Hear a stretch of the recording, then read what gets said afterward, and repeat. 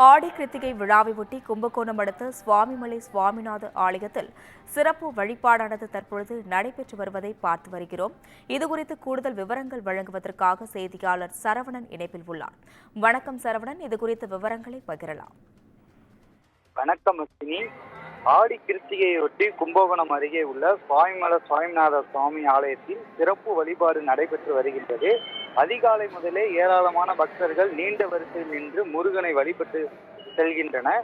முருகன் கடவுளின் 6 படை வீடுகளில் 4ஆம் படை வீடாக விளங்கி வரும் தஞ்சை மாவட்டம் சுவாமிமலை சுவாமிநாத கோயிலில் 60 தமிழ் வருட தேவதைகளும் 60 படிக்கட்டுகளும் இருந்து இங்கு வரும் முருக பக்தர்கள் சேவை செய்கின்றனர். இரண்டாவது ஆடி கிருத்திகையை ஒட்டி அதிகாலை நடை திறக்கப்பட்டது.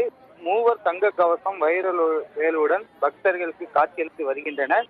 உற்சவர் ஆறுமுக கடவுளுக்கு சிறப்பு மலர் அலங்காரம் செய்யப்பட்டு தீப ஆராதனையும் நடைபெற்றது.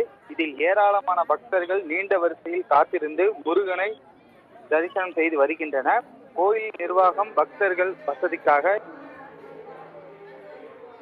ஏற்பாடுகளும் செய்கின்றனர். காவல்துறையினர்கள் பாதுகாப்பு பணியில் ஈடுபட்டு வருகின்றனர்.